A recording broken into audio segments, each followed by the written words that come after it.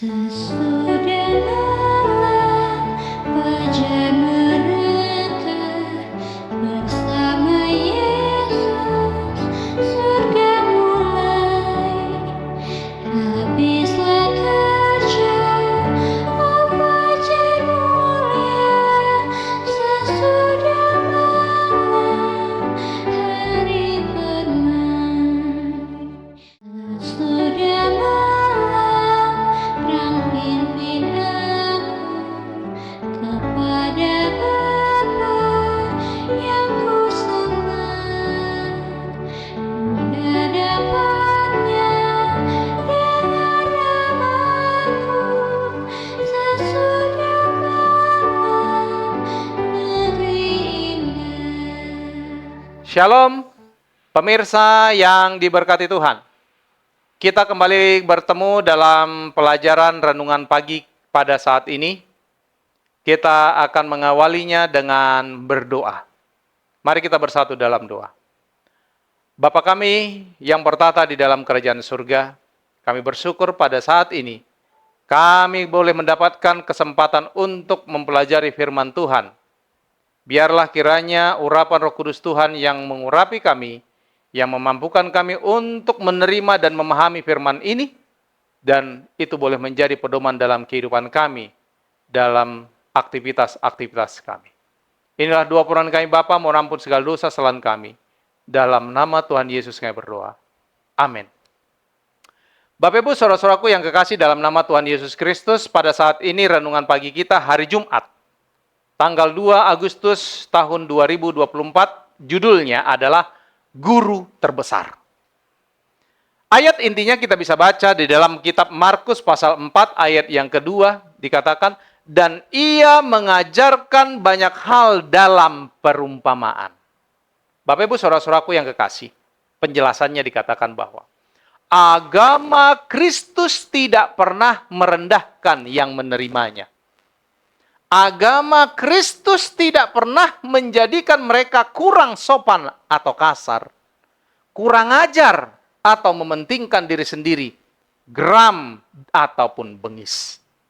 Sebaliknya Bapak Ibu sekalian, itu akan menghaluskan perasaan, menguduskan pertimbangan, dan memurnikan serta memuliakan pikiran, membawa mereka ke dalam tuntunan Yesus Kristus.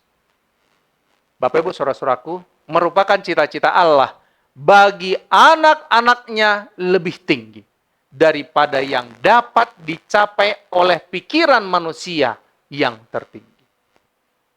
Allah yang hidup telah memberikan dalam hukum-hukumnya yang kudus sebuah salinan dari tabiatnya. Guru terbesar yang pernah dikenal dunia adalah Yesus Kristus. Dan apakah standar yang dia berikan bagi semua orang yang percaya kepadanya? Karena itu, haruslah kamu sempurna, sama seperti Bapamu yang di surga adalah sempurna. Terdapat dalam Matius pasal 5 ayat 48. Bapak Ibu saudara-saudaraku, sebagaimana Hana, Tuhan itu sempurna, sebagaimana Tuhan itu sempurna dalam lingkup tingkatannya, tindakannya yang tertinggi. Demikian juga manusia bisa sempurna dalam lingkup kemanusiaan mereka. Tujuan karakter Kristen adalah keserupaan dengan Kristus. Di hadapan kita terbuka jalan pertumbuhan yang berkelanjutan. Kita memiliki tujuan untuk dicapai, standar untuk diperoleh, yang mencakup segala sesuatu yang baik dan murni, dan mulia, dan luhur. Harus ada perjuangan terus-menerus, dan kemajuan terus-menerus ke depan, dan ke atas menuju kesempurnaan tabiat. Tanpa karya ilahi, manusia tidak dapat melakukan hal yang baik. Tuhan memanggil setiap orang untuk bertobat, Bapak Ibu sekalian. Namun pria dan wanita bahkan tidak dapat bertobat kecuali Roh Kudus bekerja di dalam hati mereka. Tetapi Tuhan tidak ingin seorang pun menunggu sampai dia merasa telah bertobat. Lalu dia mengambil langkah menuju kepada Yesus. Bapak Ibu, juru selamat terus-menerus menarik orang untuk bertobat.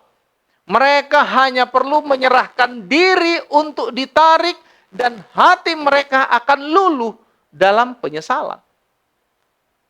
Kepada umat manusia diberikan bagian dalam perjuangan besar. Untuk kehidupan abadi ini, dia harus menyambut pekerjaan Roh Kudus. Dibutuhkan perjuangan untuk menerobos kuasa kegelapan, Bapak Ibu. Dan Roh Kudus bekerja di dalam dirinya untuk mencapai hal ini. Tetapi manusia bukanlah makhluk yang pasif untuk diselamatkan dalam kemalasan. Pria dan wanita dipanggil untuk meregangkan setiap otot dan melatih setiap kemampuan mereka dalam perjuangan untuk keabadian, namun Tuhanlah yang memberikan daya hasilnya. Tidak ada manusia yang bisa diselamatkan dalam kemalasan, Bapak Ibu sekalian. Dikatakan bahwa Tuhan meminta kita, berjuanglah untuk masuk melalui pintu yang sesak itu.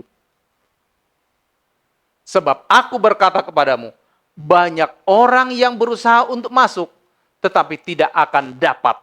Lukas pasal 13 ayat 24. Kita bisa baca penjelasan tadi seluruhnya lebih jelas dalam buku Counsel to Parent, Teacher, and Students. Halaman 365 dan 366. Mari kita renungkan lebih dalam renungan firman Tuhan pada hari ini dengan pernyataan berikut. Jika Yesus mengajari saya hari ini, satu hal apakah yang ingin saya pelajari? Tuhan memberkati kita. Mari kita akhiri dengan berdoa. Bapa yang di surga, terima kasih untuk firman yang telah Engkau paparkan kepada kami. Tuhan, bantulah kami untuk memahami firman-Mu ini, dan kami boleh hidupkan di dalam kehidupan kami. Di sepanjang hari ini, melalui urapan Roh Kudus Tuhan, kiranya Engkau boleh memampukan kami untuk melewati kehidupan hari ini dengan sebaik-baiknya. Ada banyak pergumulan yang kami hadapi. Ada banyak kesulitan yang kami alami. Ada banyak penghalang-penghalang yang berada di depan kami. Kuasa Roh Kudus Tuhan kiranya yang membantu kami. Biarlah sukacita damai sejahtera yang berasal dari surga boleh menjadi bagian kami, sehingga kami boleh dikuatkan dalam menghadapi setiap kehidupan kami di dunia ini. Inilah doa permohonan kami Bapa. Mohon ampun segala dosa kesalahan kami, kehendak-Mu yang terjadi dalam hidup kami. Kami persembahkan doa permohonan kami ini hanya melalui anak-Mu Yesus Kristus yang menjadi Tuhan dan Juru Selamat kami. Amin.